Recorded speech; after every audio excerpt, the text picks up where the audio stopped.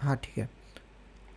तो मैं कह रहा था कि मैंने बहुत सारी कॉपीज़ देखी हैं जिसमें लोग ना ये स्कॉलर्स एंड थ्योरीज़ के नाम लिखना भूल जाते हैं, क्योंकि वो सोचते हैं कि हमने तो अर्बन सिविलाइजेशन पूछा है या फिर कोई दूसरा फीचर पूछा है। तो आपको क्या करना है कि आपको इनके नाम कहीं ना कहीं उनको ऐड ऑन कर देना है। आप जॉन मार्शल का नाम आप हमेशा यूज़ कर सकते हैं, इन्होंने हड़प्पन सिविलाइजेशन को डिक्लेयर किया था। तो इनका भी अगर और भी नहीं याद आ रहा है तो आप एम आर साहनी के याद कर सकते हैं। ही एस्केवेटेड एस्केवेटेड हड़प्पा इन 1921। तो आप इनका नाम कहीं इंट्रोडक्शन में यूज़ कर लीजिए, या फिर कहीं पॉइंट्स आए तो वहाँ यूज़ कर लीजिए। खासकर आप इंट्रोडक्शन में तो जरूर किसी स्कॉलर का नाम डाल सकते हैं, मार्शल का या साहनी का। ठीक है। उसके बाद में जब एंड में कोई अगर क्या बोलते हैं जो डिक्लाइन थ्योरीज या कुछ आता है तो वहाँ पे इन सब के नाम आप ऐड ऑन कर सकते हैं। व्हीलर ने बोला था suggested the Aryan invasion theory. तो आर्यन इन्वेशन थ्योरी थी कि मतलब आर्यन आए और उन्होंने इन्वेट करके इसको डिस्ट्रॉय कर दिया कल्चर को, तो दैट इज व्हीलर की थ्योरी थी। एस आर राव ने ही एक्सकेवेटेड लोथल। एक और थे ग्रेगोरी टैशल, उन्होंने advocated the ecological decline theory. तो एक मेन था कि आर्यन आए, दूसरा था कि क्लाइमेट चेंज और इकोलॉजिकल डिक्लाइन, तो उसमें से एक ग्रेगोरी थे, वो याद कर लीजिए। नहीं तो आप यहाँ पे आर एस बिस्ट, इनका नाम भी याद कर सकते हैं, इंडियन वी एन मिश्रा या आर एन बिस्ट। उन्होंने emphasize the rivers shift and climate change. तो उन्होंने बेसिकली लिखा कि क्लाइमेट चेंज और रिवर्स शिफ्ट की वजह से जो इंडस वैली सिविलाइजेशन थी वो लॉस हो गई। तो आर एस बिस्ट तो नाम काफ़ी ईजी है याद करना, तो आप इजीली याद रहिए आर एस बिस्ट, और उन्होंने क्लाइमेट चेंज की थ्योरी, तो ये याद करना बहुत ईजी है। तो आप इसको याद करके और आंसर में कहीं भी यूज़ करिए, मतलब आप बोल दीजिए जैसे डिक्लाइन की बात हो रही है, नहीं भी बात हो रही है तो आप कंक्लूजन में ऐड कर दीजिए it decline due to climate change as per the R S Bisht, उसके बाद में कहीं ना कहीं उसको लिंक कर दो। तो मतलब you can show off your knowledge, है ना। कॉपी पे अगर लिख देंगे थोड़ा कॉन्टेक्स्ट बना के, then it will reward you. ठीक है। रीजन फॉर डिक्लाइन, तो again multiple theories, environmental, economical, सब political, external factor, we have seen that. Course for mains enrichment, है ना। तो ये कोर्स काफ़ी इंपॉर्टेंट है। Again you can put in the conclusion, India the Indus cities are silent today but they still whisper through bricks and wells. तो जो BRICS हैं और जो वेल्स हैं उनके थ्रू वो अभी भी विस्पर करते हैं, है ना। तो these are, this line you can use, what the Romans did with the arches Harappan did with water. तो रोमन्स ने आर्चेस के साथ में क्या किया था कि उन्होंने उसको काफ़ी ज़्यादा हाई लेवल पे पहुंचा दिया था, मतलब हाई मैग्निफिसेंट लेवल पे पहुंचा दिया था, उसका काफ़ी सारा उन्होंने एडवांस यूज़ किया था आर्चेस का। तो उनके सारे रोमन स्ट्रक्चर्स में आप देखेंगे तो बहुत सारे आर्चेस अच्छी अच्छी तरह से यूज़ किए गए हैं। तो वैसे ही हड़प्पन लोगों ने वाटर के साथ में कई सारा इन्वेंशन करके बहुत सारी चीज़ें करें वाटर। अब वो वाटर यूज़ हो या वाटर कंजर्वेशन हो, इन सब के मामले में काफ़ी मतलब लीडिंग थे वो हड़प्पन्स, राइट। तो you can mention this one अगर कहीं भी टेक्नोलॉजी की बात आती है तो। From Lothal's backyard to Rakhigarhi's DNA, India civilization roots run deep. तो यू कैन मेंशन दिस। ठीक है। Art and architecture, next comes to art and architecture. तो you can remember through IVC. IVC में क्या क्या था आपका, dancing girls, priest king, terracotta toys, seals, इन सब के आप यहाँ पे एग्जाम्पल लिख सकते हैं। इन सब पॉइंट्स यहाँ पे मेंशन करना है अगर वो आर्ट के बारे में पूछ रहा है। तो आर्ट और आर्किटेक्चर दोनों चीज़ अलग हैं। मैंने बहुत सारी कॉपीज देखी जिसमें आर्ट एंड आर्किटेक्चर के क्वेश्चन में वो उन्होंने खाली या तो आर्किटेक्चर लिख दिया या फिर कुछ दूसरी चीज़ें लिख दी। आपको आर्ट को अलग हेडिंग बनाना है और आर्किटेक्चर को अलग हेडिंग बनाना है। आर्ट में आपका स्कल्पचर आ जाएगा, कॉइन्स आते हैं और भी पॉटरीज आती हैं, वो बाकी सब चीज़ें आती हैं, है ना। तो डांसिंग गर्ल्स, क्रिस्ट और सील्स, ये सब आपका आर्ट में आता है। आर्किटेक्चर में आपका ग्रिड बेस्ड सिटीज़, ग्रेड बार, ड्रेनेज सिस्टम, ब्रिक हाउसेस, ये सब चीज़ें आ जाएंगी आपकी आर्किटेक्चर में।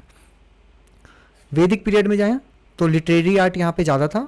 तो आपका वेदा, साम वेदा, पीजीडब्ल्यू पॉटरी भी थी, आप मेंशन कर सकते हैं। मेटल टूल्स थे, कॉटन ऑर्नामेंट्स थे।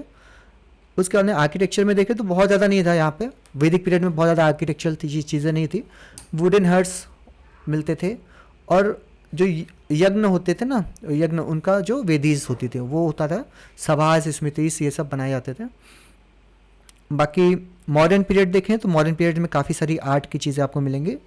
Lion capital, Yakshini, polished elephants, bronze figures, है ना, ये सब चीज़ें आपको मॉडर्न पीरियड में मिलेंगी। और आर्किटेक्चर में देखें तो Ashokan pillars, rock cut caves of Barabar, wooden palaces, fortified cities, early stupas, ये सब यहाँ पे मेंशन कर सकते हैं। सेम बुद्धिस्ट फेज यहाँ देखें तो स्तूपा, चैत्यास, डेकोरेशन ये सब बता सकते हैं. Gupta period we know. तो like this you can see this, you can go through this. जो गुप्ता पीरियड, फिर मेडिवल इंडिया और फिर modern India. Course for the mains enrichment. अगर हम यहाँ पे कोर्स की बात करें तो polish like a mirror the. अब यहाँ पे जैसे मॉडर्न स्कल्पचर की बात हो रही है, मॉडर्न या पूछाता है. यहाँ पे मॉडर्न को आप रिप्लेस भी कर सकते हैं, गुप्ता भी लिख सकते हैं, मौर्य लिख सकते हैं या कुछ और लिख सकते हैं. Polish like a mirror the modern sculpture reflect the craftsmanship of an era where stone was sculpted with soul. तो ऐसे करके आप कंक्लूडिंग लाइन बना सकते हैं. Polish like a mirror the Gupta sculpture, Gupta architecture, या कुछ भी मेंशन करके यहाँ पे you can mention it was reflected और स्कल्प्टेड विद द सोल. ऐसे करके आप कंक्लूडिंग लाइन बना सकते हैं. ठीक है. Modern artisan transformed unyielding stone into fluid expression of grace, wisdom and divine serenity. तो ऐसे करके भी आप मतलब कल्चरल मार्वल्स के बारे में अगर कहीं भी दिखाया, आर्किटेक्चरल मार्वल्स के बारे में, तो आप you can mention like this. Temple architecture की बात करें तो कोई भी क्वेश्चन अगर आपका टेम्पल आर्किटेक्चर के बारे में आता है तो वी नो कि तीन तरह के मतलब 3 डिवीज़न है उसके टेम्पल आर्किटेक्चर के, नगरा, द्रविड़ा और वेसारा. राइट. अब नगरा, द्रविड़ा और वेसारा में 3 आर्किटेक्चर के टाइप्स हैं. अब अगर हम नगरा की बात करें तो नगरा में मतलब खासकर क्या चीज़ होती है, कई की फीचर्स क्या होते हैं. तो कर्वी लीनियर शिखरा होते हैं, मतलब आपका जो कर्व होता है यहाँ पे, मतलब कर्व के टाइप में जो शिखर होते हैं. शिखर मतलब ऊपर का जो होता है. जगति मंडपा प्रदक्षिण या पाथ होता है जो चक्कर लगाने के लिए होता है. एंड दिस स्कल्पचरल ऑर्नामेंट्स सब टाइप्स रेखा, फेमांसा और वलाभी. तो ये आपके यहाँ पे 3 टाइप के आपके जो शिखर होते थे वो. तो आप इस तरह का डायग्राम बना सकते हैं अगर वो शिखर के बारे में पूछे या नगरा का कोई आर्किटेक्चरल फीचर के बारे में पूछे, नगरा टेम्पल आर्किटेक्चर, तो ये शिखर के टाइप का भी एक डायग्राम बना सकते हैं. तो जो टेम्पल आर्किटेक्चर में आप कितने डायग्राम बना सकते हैं. एक आप होता है डायग्राम्स फॉर टेम्पल आर्किटेक्चर. तो पहला आप क्या दिखा सकते हैं, मैप, है ना, मैप. तो मैप में भी आप 2 मैप दिखा सकते हैं. एक होता है कि आपका जैसे कि नगरा पूछा है तो नगरा आप ये दिखा सकते हैं मैप में कि जो इनका जियोग्राफिकल डिस्ट्रीब्यूशन क्या था. मान लीजिए कि आप यहाँ पे मैप में दिखा सकते हैं कि यहाँ पे आपका वेसारा था, यहाँ पे द्रविड़ा था, यहाँ पे नगरा था. ऐसे करके एरिया शेड कर सकते हैं different type of temple architecture. ये वाला मैप दिखा सकते हैं. या फिर आप यहाँ पे ऐसे करके कुछ की टेम्पल दिखा सकते हैं कि ये वाले टेम्पल यहाँ पे हैं और ये वाले, तो ये नगरा दिखाते हैं, ये दिखा सकते हैं. या कि अगर पर्टिकुलर नगरा को आप पूछे तो आप यहाँ पे मैप बना के आप इसके सब स्कूल्स भी दिखा सकते हैं. यहाँ पे कलिंगा या उड़ीसा स्कूल है, यहाँ पे आपका जो है सोलंकी यहाँ पे है. तो वो चीज़ें आप यहाँ पे दिखा सकते हैं. तो like that you can put maps 3 types.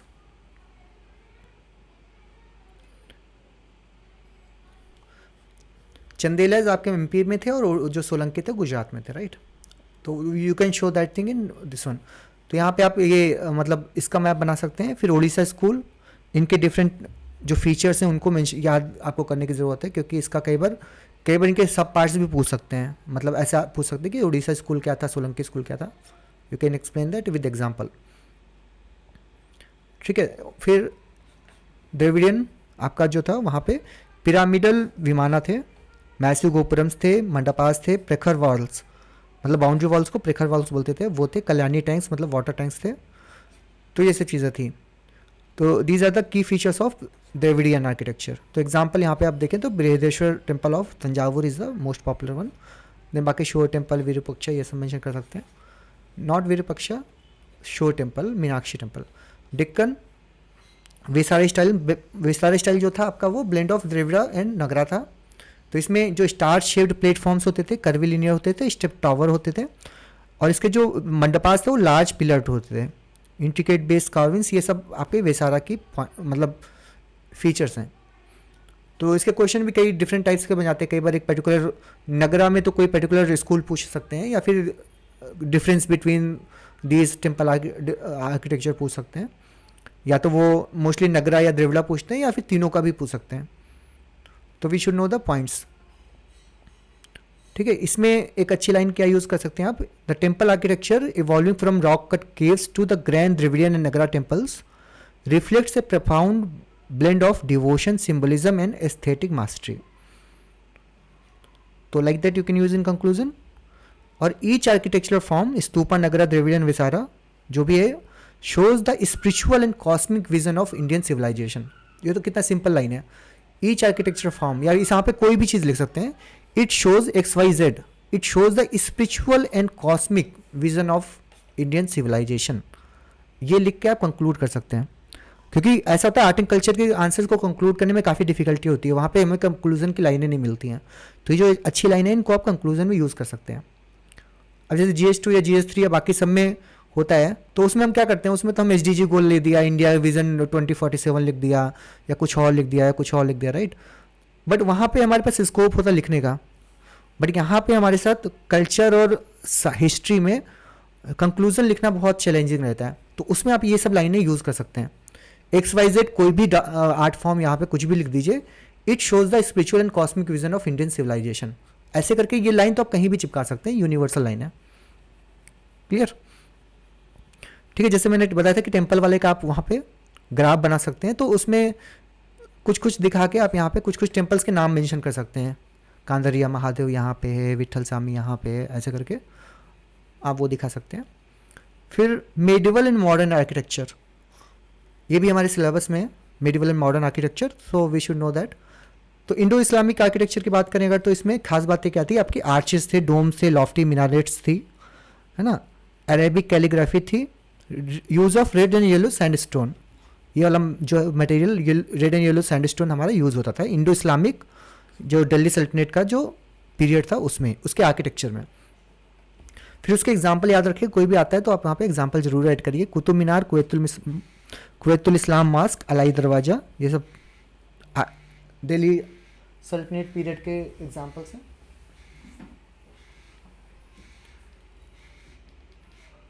ठीक है। तो जो दिल्ली सल्तनत थी उसकी खास बात क्या थी, आपका first use of true arches in India. ठीक है। इन्होंने जो दिल्ली सल्तनत ने first time true arches use किए थे। Decorative Arabic script as design, Alai Darwaza dome scientific is example of scientific precision. ठीक है। फिर तुगलक आर्किटेक्चर, अगर हम उसके बाद में नेक्स्ट डायनेस्टी आती है आपकी तुगलक आर्किटेक्चर, तो इट वॉज मैसिव। मतलब जैसे हमने दिल्ली सल्तनत में देखा तो थोड़ा कैलीग्राफी इन सब का यूज़ किया था, तुगलक वाला बहुत सिंपल था, मतलब बहुत बड़ा साइज था, मैसिव था और ऑस्टर था। ऑस्टर का मतलब होता है कि सिंपल, सिंपल और प्रैक्टिकल, मतलब जो जो रिक्वायर्ड चीज़ें हैं वो चीज़ें थी, बहुत ज़्यादा ओवर डेकोरेशन और इन सब के चक्कर में वो नहीं पड़ रहे थे। तो दैट इज़ तुगलक आर्किटेक्चर। तो मान लीजिए गलती से आ सकता है तुगलक आर्किटेक्चर, वैसे आएगा नहीं, बट फिर भी अगर आ गए तो आप ये याद रखिए ब्रॉड में कि बहुत बड़े बड़े होते थे, बहुत सिंप्लीफाइड होते थे, स्लोपिंग वॉल्स होती थी, जो ऑर्नामेंटेशन होता था वो बहुत कम होता था, मिनिमम। तो this is a feature of Tughlaq architecture. उसमें एग्जाम्पल आपको ऐड करना है गयासुद्दीन तुगलक की टॉम्ब। ठीक है। उन्होंने स्ट्रेंथ के ऊपर ज़्यादा ध्यान दिया, ना कि डेकोरेशन पे। लोधी की बात करें, लोधी आर्किटेक्चर, तो उन्होंने ऑक्टागोनल टॉम्स, गार्डन्स वगैरह बनाए, ऑक्टागोनल टॉम्स बनाए, तो लोधी गार्डन्स जैसे एग्जाम्पल उसका आप यूज़ कर सकते हैं। Early form of Charbagh concept, ये भी इन्होंने स्टार्ट किया यहाँ पे। एक और चीज़ इन्होंने स्टार्ट की लोधी डायनेस्टी के बारे में अगर आए आर्किटेक्चर के बारे में, तो आप यहाँ पे डबल डोम टेक्निक की बात कर सकते हैं। तो double dome technique was introduced by Lodhi dynasty and the tomb of Sikandar Lodhi, जो सिकंदर लोधी की टॉम्ब थी वो अर्लीस्ट एग्जाम्पल थी one of the double dome की। डबल डोम क्या होता है? डबल डोम क्या होता है कि जैसे ये है आपका एक अंदर एक डोम होता है, एक अंदर डोम होता है और एक उसके बाद में ऊपर डोम होता है। तो ये क्यों बनाते हैं डबल डोम? डबल डोम इसलिए बनाते हैं क्योंकि अंदर जो ये डोम होता है वो थोड़ा सिमेट्रिक लगता है बाकी के सराउंडिंग से। अच्छा, अगर मतलब एरिया छोटा सा है अंदर का और सडनली काफ़ी ऊंचा डोम बना देते हैं तो वो थोड़ा एस्थेटिक्स को ख़राब कर देता है। तो that is one of the reason. And second वाला आपका कूलिंग सिस्टम, मतलब यहाँ पे जी बीच में हवा होती है, तो ये एक नीचे डोम होता है, उसके ऊपर एक ऊपर ऐसे होता है, तो हवा होती है बीच में, तो उससे भी कूलिंग भी बना रहता है। इस लाइक आपका जो फॉल्स रूफ्स होती है ना, वैसे टाइप का। तो डबल डोम यहाँ पे एक नीचे डोम यहाँ पे है और फिर ये वाला है। और तीसरा मेन खास बात ये भी होती थी कि वो देखने में बड़ा लगता था, अब इतना ऊंचा लगता था, मतलब टॉलर स्ट्रक्चर होते थे, तो दूर से देखते थे तो ये स्ट्रक्चर काफ़ी टॉल लगता था, क्योंकि इन्होंने एक और डोम ऊपर का बना रखा है। अंदर से देखेंगे तो उसकी हाइट इतनी है, लेकिन बाहर से देखेंगे तो हाइट इसकी ऐसे दिखेगी ऊपर की। तो this is called double dome structure. और इसके कई सारे एग्जाम्पल भी हैं, जैसे कि आपका सिकंदर लोदी का जो टॉम था वो पहला one of the earliest example. उसके बाद में अलग दूसरे एग्जाम्पल है आपका tomb of Humayun. Tomb of Humayun भी डबल डोम है, ताजमहल भी डबल डोम है, और जामा मस्जिद इन दिल्ली ये भी डबल डोम है ना। तो ये सारे आपके एग्जाम्पल डबल डोम आर्किटेक्चर के। तो कहीं भी आता है अगर मैं इंडो इस्लामिक आर्किटेक्चर के क्वेश्चन आता है तो आप वहाँ पे डबल डोम का मेंशन करना ज़रूरी है। मुगल आर्किटेक्चर, तो उसमें आपका चार बाग गार्डन्स थे, बल्बस डोम्स थे, use of marble and red sandstone, यहाँ पे वो तो मार्बल यूज़ करने लगे थे, है ना। हमने पिछले देखा, हमने वहाँ पे सैंडस्टोन यूज़ किया था। मुगल आर्किटेक्चर में मोस्टली मार्बल यूज़ करते थे, और यहाँ पे पेट्रा ड्यूरा वाली टेक्निक यूज़ करते थे। पेट्रा ड्यूरा क्या होता था, आपके जो मार्बल होते थे इसके अंदर इसको ग्राइंड करके यहाँ पे स्टोन्स को मतलब फिट कर देते थे। इस तरह से फिट करते थे कि वो निकलते नहीं थे, मतलब उसका इंटीग्रेटेड पार्ट बन जाते थे वो। This technique is called Petra डोरा। और एक और ख़ास बात होती थी यहाँ पे चार बाग स्टाइल। तो चार बाग स्टाइल क्या होता था कि आपका जो ये आपका गार्डन होता था वो चार पार्ट्स में डिवाइड होता था। चार बाग मतलब एक ऐसे बाग बनाया, बीच में इन्होंने सेंट्रल लाइन से ऐसे डिवाइड कर दिया। तो एक यहाँ पे गार्डन हो गया, एक यहाँ पे, यहाँ पे, यहाँ पे, तो बीच में रास्ता हो गया, है ना, और सेंटर में फाउंटेन वगैरह हो जाते थे।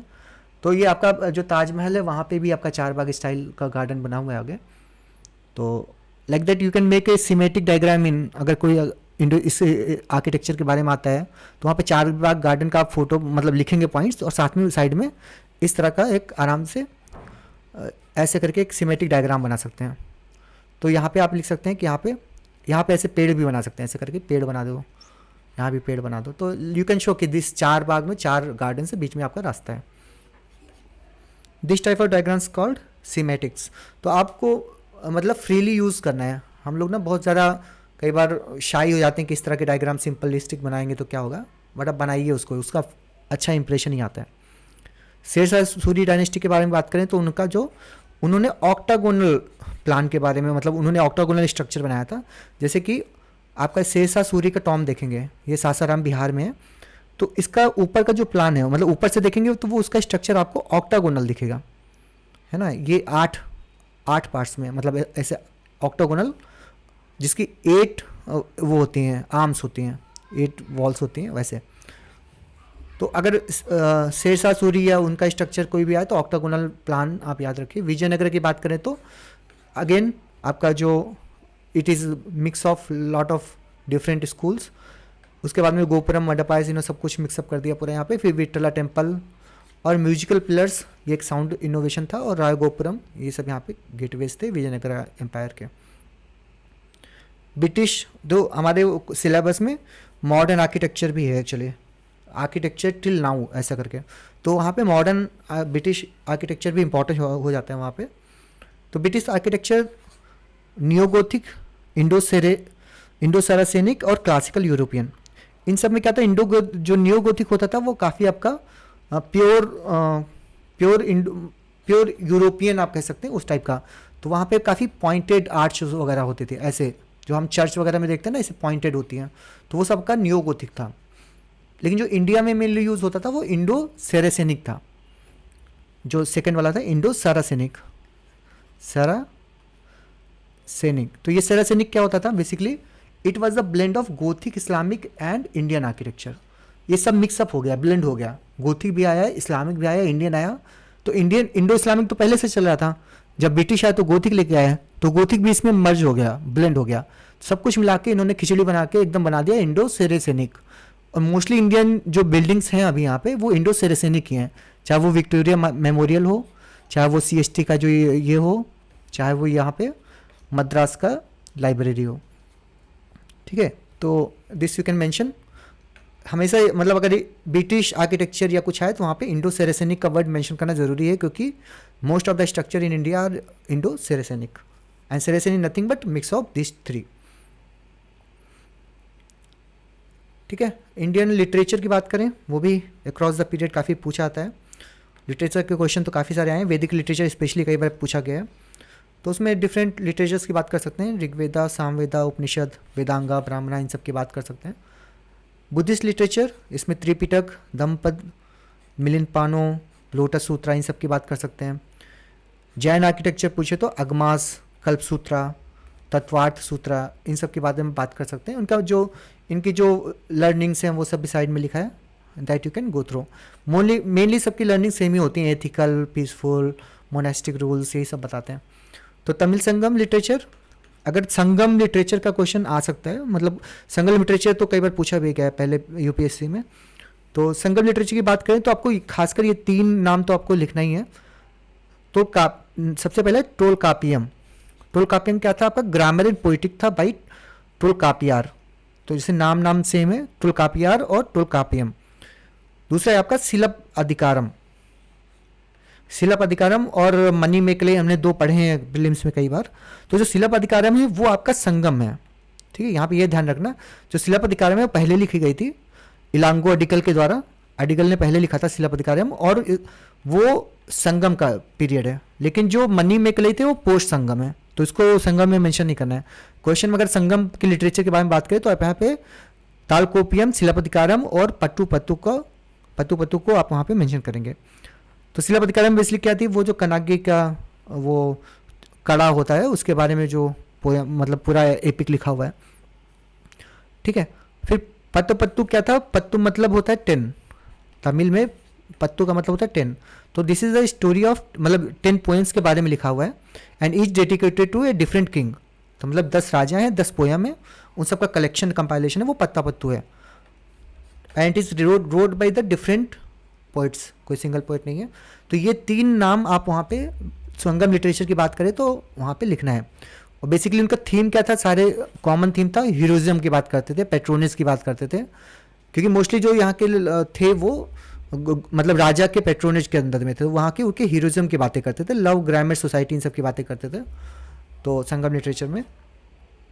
फिर क्लासिकल संस्कृत, इसमें महाभारत, रामायण, कालिदास, वर्क, अर्थशास्त्र, ये सब आता है। मेडिवल लिटरेचर की बात करें तो कबीर, मीराबाई, बाबर नामा रिटन बाय बाबर, और आईने अकबरी। आईने अकबरी आपका अबुल फजल ने लिखा था, इससे 3rd पार्ट ऑफ अकबरनामा। फिर यहाँ पे सूफी, इन सब के बारे में, ठीक है। मॉडर्न लिटरेचर, तो मॉडर्न लिटरेचर तो बहुत सारे आप उनको मेंशन कर सकते हैं, जैसे गीतांजलि रविन्द्रनाथ टैगोर जी का, आनंद मठ। तो बेसिकली इनकी थीम क्या होती थी?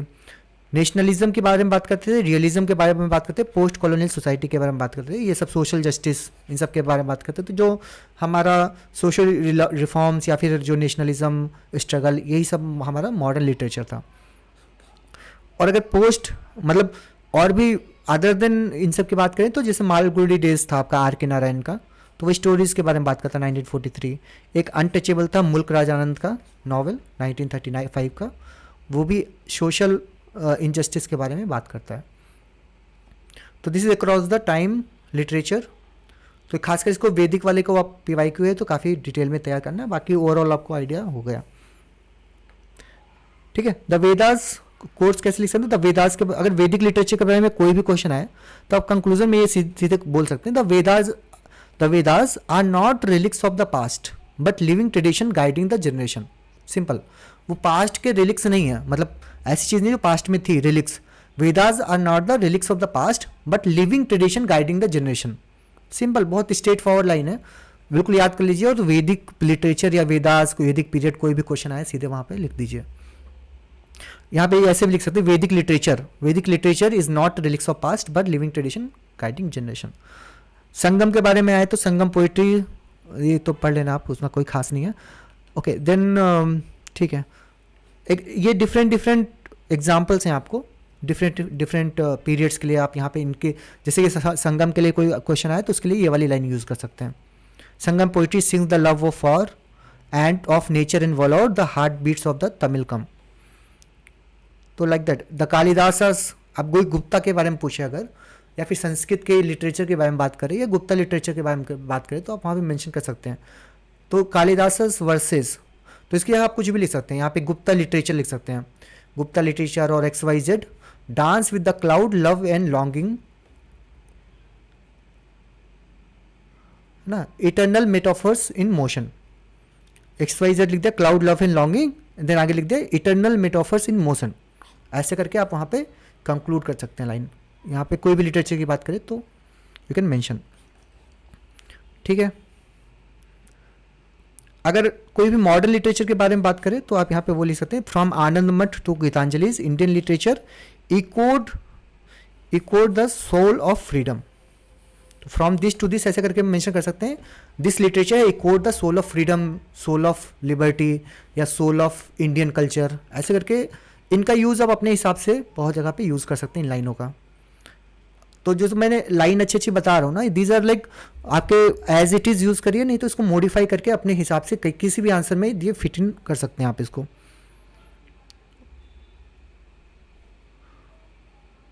Right. So this is about the, अब एजुकेशन सिस्टम के बारे में बात करें फटाफट। तो एजुकेशन की क्या होता है कि आपका वैदिक एजुकेशन सिस्टम, तो वी नो वैदिक एजुकेशन सिस्टम में पहला वर्ड याद करें तो सबसे पहला आता है आपका गुरुकुल मॉडल, और बहुत सारे लोगों को खाली इतना ही आता है तो वो पूरा गुरुकुल ही एग्जाम्पल दिए रहते हैं।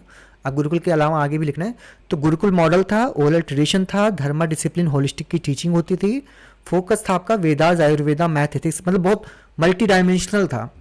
मतलब जो वैदिक सिस्टम था, एजुकेशन सिस्टम था, वो ऐसा लिमिटेड नहीं था, it was very wide. Vedas के बारे में पढ़ाते थे, आयुर्वेदा पढ़ाते थे, मैथ पढ़ाते थे, एथिक्स पढ़ाते थे, सब कुछ पढ़ाते थे।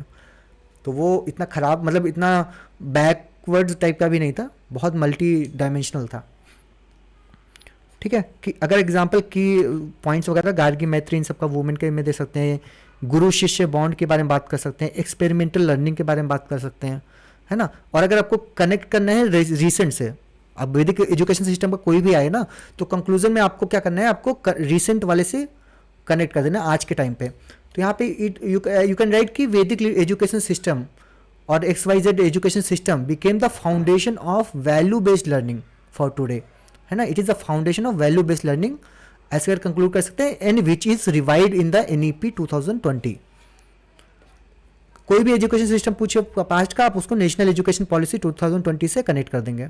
This become the foundation of value based learning which is revived in the NEP 2020, ऐसे करके आप कंक्लूड कर देंगे, राइट। तो this is your good conclusion. Basically significance की जगह इसको कंक्लूजन लिख सकते हैं, conclusion, this will be good one. India as Vishwaguru भी PYQ है आपका, तो ग्लोबल लर्निंग सेंटर थे यहाँ पे, बहुत डिफरेंट चीज़ें थी, साइंस था, मैथ था, सर्जरी था, स्पेसक्राफ्ट था। अगर आपको स्ट्रक्चर्स के बारे में नालंदा था, तक्षशिला था, और किस स्कॉलर्स के बारे में लिख दीजिए इनके एग्जांपल, आर्यभट्ट, चरक, पन्नी, कौटिल्य, है ना। और फिर कंक्लूजन में लिख सकते हैं कि they influence the Asia, Middle East, Europe cultural soft power, cultural soft power influence the Asia, Middle East, इन सबका एग्जाम्पल आप मतलब इन्फ्लुएंस और कंक्लूजन में लिख सकते हैं, सिग्निफिकेंस में। Impact of west on education, positive negative, then we can effect of globalization, ये भी PYQ है, उसका भी पॉजिटिव। कहीं भी अगर आपका इम्पैक्ट या इफेक्ट पूछता है तो वहाँ पे हमेशा we can divide into positive and negative, तो आप उसका स्ट्रक्चर ऐसे बना सकते हैं, पॉजिटिव और नेगेटिव, तो यू कैन डिवाइड। फिर एग्जाम्पल यहाँ से ऐड करके रीसेंट वाले से कनेक्ट कर दीजिए, जैसे ग्लोबलाइजेशन में अगर यहाँ पे कनेक्ट करेंगे तो आपका smart cities, FDI, tech access, lifestyle diseases, इन सबको रिसेंट वालों को कनेक्ट कर देना है, ठीक है। अब वैदिक एजुकेशन के बारे में लिखा है कि the gurukul taught us more than just scripture, it nurtured the soul with wisdom and humility. ये अच्छी लाइन है, आप इसको यूज़ कर सकते हैं, या फिर वैदिक एजुकेशन लिख दीजिए, या कोई भी लिख दीजिए, XYZ taught just more than scriptures, है ना। जो पुरानी कोई भी टीचिंग थी, लर्निंग थी, they taught more than just scripture, it nurtured the soul with wisdom and humility. मतलब खाली पढ़ाने का नहीं था, वो सोल को नर्चर करने का उनका मोटिव था। और कैसे उनको मतलब नर्चर करेंगे सोल को, विद विजडम एंड ह्यूमिलिटी, है ना। तो this line you can use any for any type of education system, ठीक है। बाकी डायनेस्टी वाइज ये तो कोर प्रीलिम्स वाला फैक्चुअल चीज़ें हैं, you can go through that. Ashokan player, ये सब भी आर्किटेक्चरल चीज़ें। गुप्ता पीरियड के बारे में क्वेश्चन आता है, how it is golden age of ancient India. तो अगर ऐसे कोई क्वेश्चन आता है तो आप यहाँ पे ये सारे फैक्टर्स को डिवाइड करेंगे। अंदर का कंटेंट हमको सबको याद रहता है क्या क्या लिखना है, लेकिन हम हेडिंग भूल जाते हैं, तो हेडिंग भूल जाते हैं तो हम पूरा लिख नहीं पाते हैं, तो कुछ कुछ पॉइंट हमारा मिस जाता है। तो आपको ये डोमेन जो है उसको आपको अच्छे से याद रखना है। सबसे पहले आप पॉलिटिकल स्टेबिलिटी की बात कर सकते हैं कि जो गुप्ता पीरियड था काफ़ी स्टेबल था, मतलब कंपेरेटिवली उतना नहीं था, है ना। पॉलिटिकल स्टेबिलिटी थी, सेंट्रलाइज येट डिसेंट्रलाइज्ड रूल था। आर्ट एंड आर्किटेक्चर का political stability was one of the main reason कि उनका बाकी चीज़ें डेवलप हो पाई। बाकी छोटे छोटे अटैक्स तो होते रहते थे, जैसे हुन्स वगैरह के होते रहते छोटे छोटे, बट बड़ा मेजर कुछ उतना वॉर नहीं हुआ, वो काफ़ी सेंट्रलाइज था।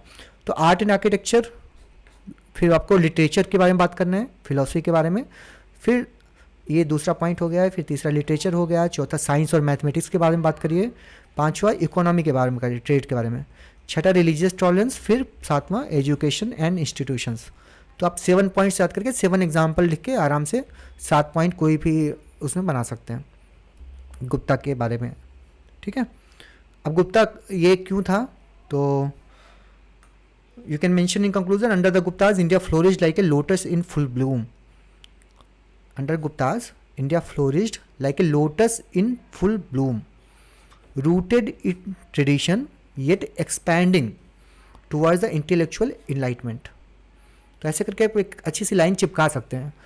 मतलब क्या होता है ना कि जो बहुत अच्छी अच्छी लाइनें होती हैं वो वहाँ ऑन द स्पॉट कोई नहीं बनाता है, वो सब रट्टा मार के पहले से जाते हैं और सीधे जाके वहाँ पे बस हमको रिप्रोड्यूस कर देते हैं, चिपका देते हैं। तो आप सीधे लिख सकते हैं कि इंडिया, मतलब under the Gupta India flourish like a lotus in Bloom, rooted in tradition it expanding towards intellectual enlightenment.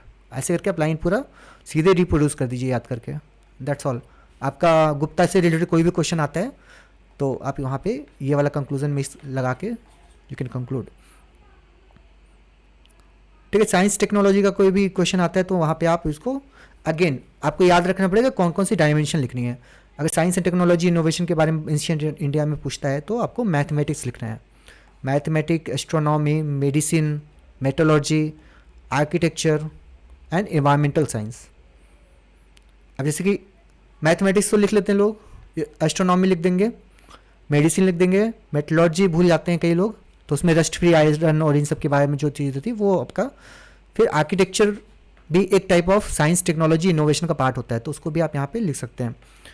फिर आप इन्वायरमेंटल साइंस, उसमें ऑर्गेनिक फार्मिंग, सेक्रेड इकोलॉजी, कृषि, पराशर, ऋग्वेदा, फॉरेस्ट रिवर, ये सब मेंशन करके दिखा सकते हैं कि कैसे हमारे इन्वायरमेंटल फोकस भी था उस टाइम पे।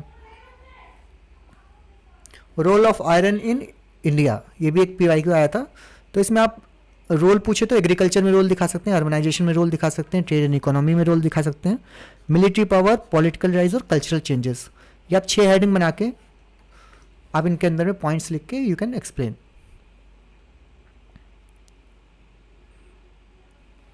अब जैसे आयरन वाला क्वेश्चन आया तो यहाँ पे ये वाला बीच वाला इसको बहुत अच्छे से यूज कर सकते हैं, है ना।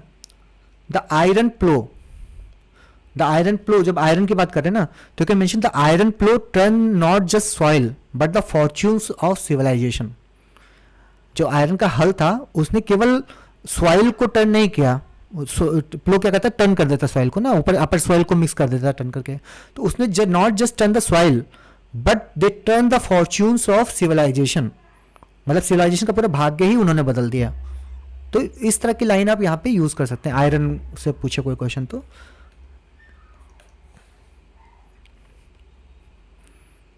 और PYQ है, आया हुआ है, तो कई बार हाई चांसेस है कि वो वापस रिपीट हो सकता है वो क्वेश्चन। तो अगर वो वापस रिपीट होता है और अगर आप इस तरह की लाइन वहाँ पे चिपका देते हैं तो आप समझिए आपका आधा नंबर, अगर इंट्रोडक्शन अच्छा है तो कंक्लूजन अच्छा है तो हाफ मार्क्स या 1 मार्क्स भी बढ़ सकता है, एटलीस्ट हाफ तो बढ़ेगा अगर आपका इंट्रोडक्शन अच्छा है और कंक्लूजन अच्छा है तो, ठीक है।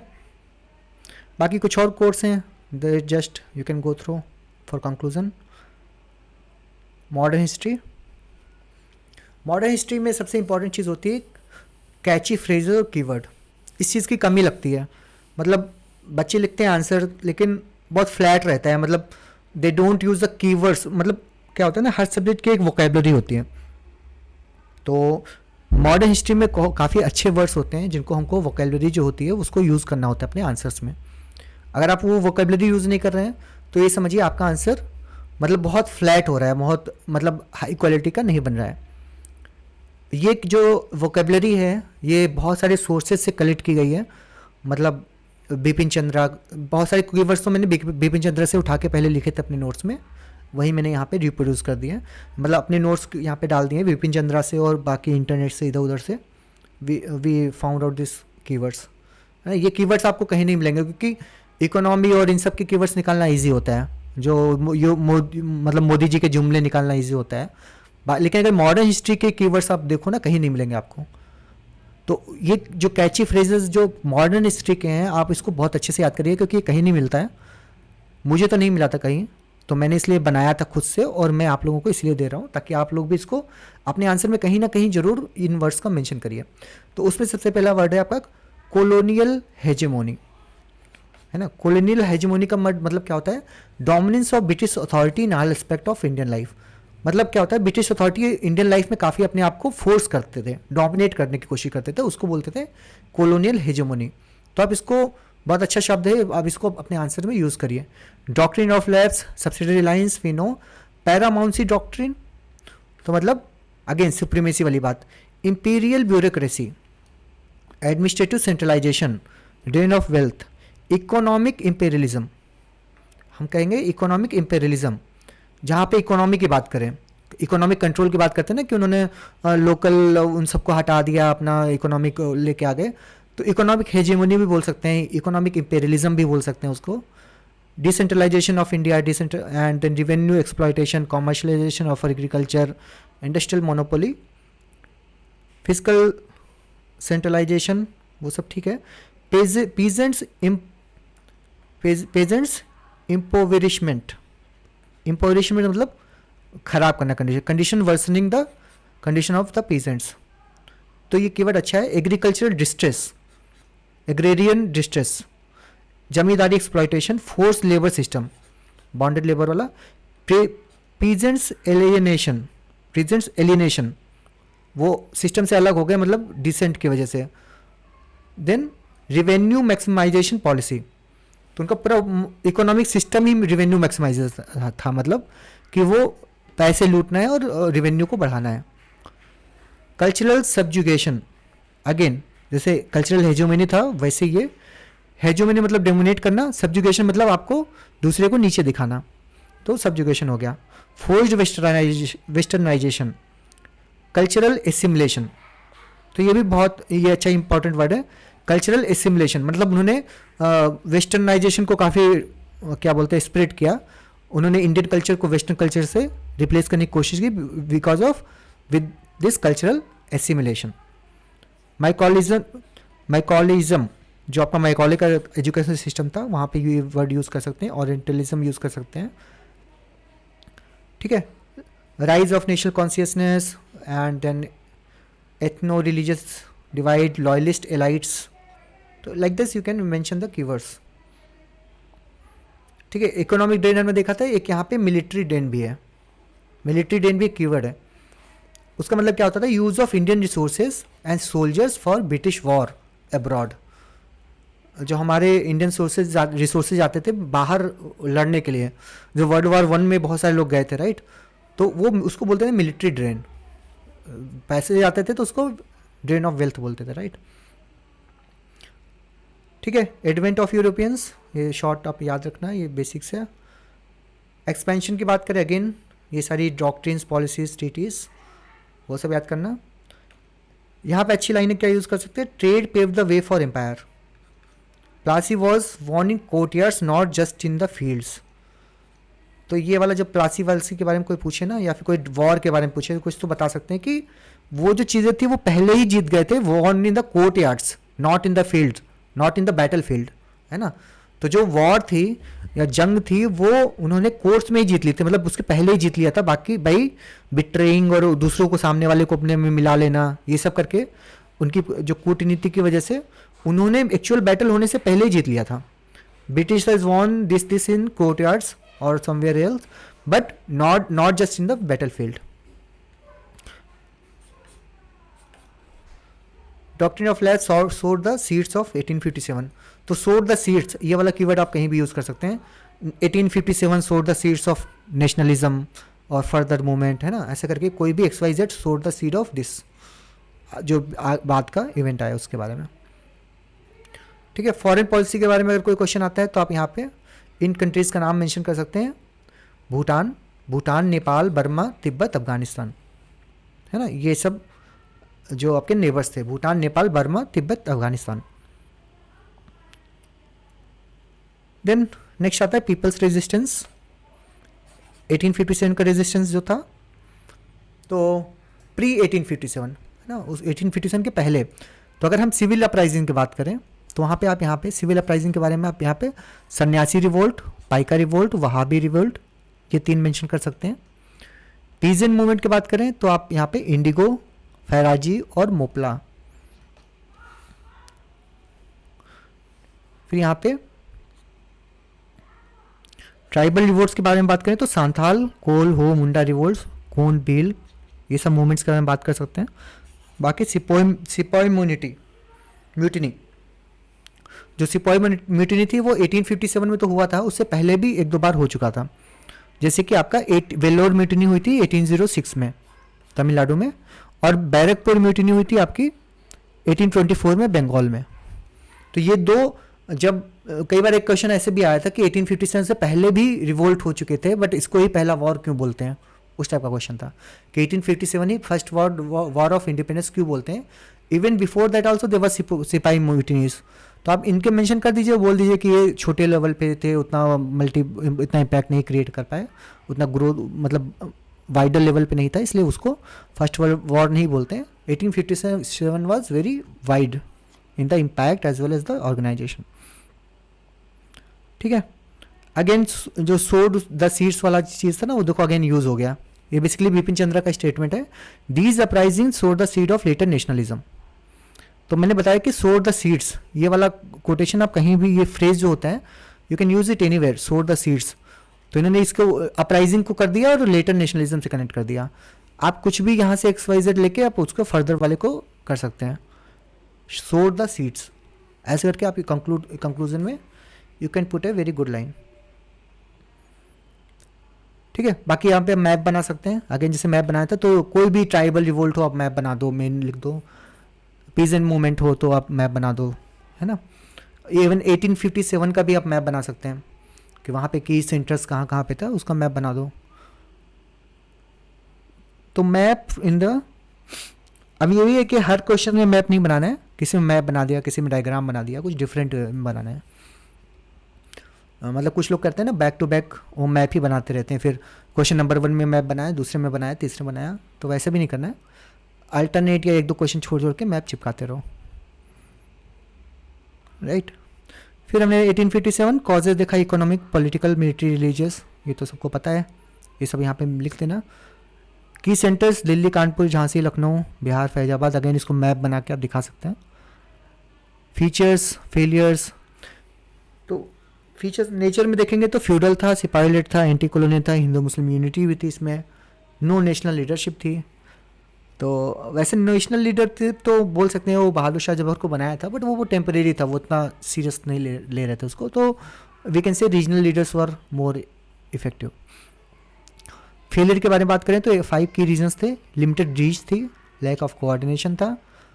बाकी फेलियर के तो वैसे भी बना सकते हैं, social factors, economical factor, technological factor, weapons नहीं थे, ये सब वो सब चीज़ें यहाँ पे, पॉलिटिकल फैक्टर भी थे, तो वो सब यहाँ पे वो उस पेस्टल अप्रोच में you can show the failures. Impact में अगर इम्पैक्ट पूछता है तो इम्पैक्ट लिखिए, इम्पैक्ट नहीं पूछता है तो आप उसको इम्पैक्ट को कंक्लूजन में लिखिए कि 1857 से आगे क्या हुआ, है ना। तो आगे क्या हुआ कि आपका गवर्नमेंट ऑफ इंडिया एक्ट बन गया 1857 का, क्राउन रूल बिगिन हो गया, आर्मी रिस्ट्रक्चर हो गई, उसमें जो चीज़ें थी मतलब ब्रिटिश ट्रूप्स बढ़ गए, बंगाल के सिपाही रिड्यूस हो गए, और प्रोटो नेशनलिज्म का राइज हुआ, unity symbols of future leaders जो है उनको इंस्पिरेशन मिला। तो इन सब चीज़ों को जो इम्पैक्ट था उसको आप वहाँ पे कंक्लूजन में ऐड ऑन कर सकते हैं। कार्ल मार्क्स ने इसको नेशनल रिवोल्ट बोला, वीडी सावरकर ने first war of Indian independence बोला। तो इन सबको मजूमदार ने ये बोला था neither war nor this one, right. तो वाला भी आप कोट यूज़ कर सकते हैं। इन सबको यूज़ करके आप यहाँ पे कंक्लूजन में एज ए कोर्स आप एक एक टॉपिक का याद करके कंक्लूजन में, इंट्रोडक्शन में, कहीं कहीं एज ए कोट मत लिखिए, तो एज ए स्टेटमेंट लिख दीजिए कि as per Savarkar it was first war of Indian independence, as per Karl Marx it was a national revolt, ऐसे करके भी आप लिख सकते हैं।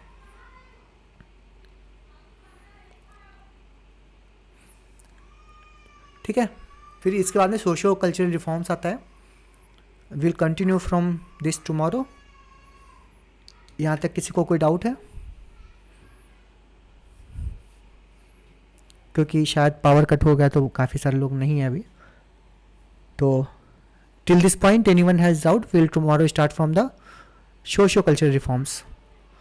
1 घंटे के अंदर हमको लगता है काफ़ी सारी चीज़ें आपको पढ़ने में आ गई, करेक्ट?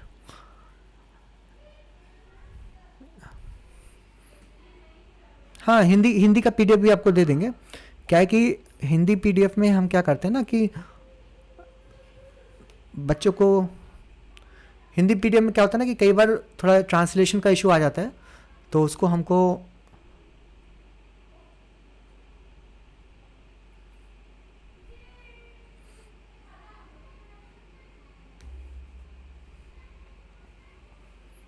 ठीक है।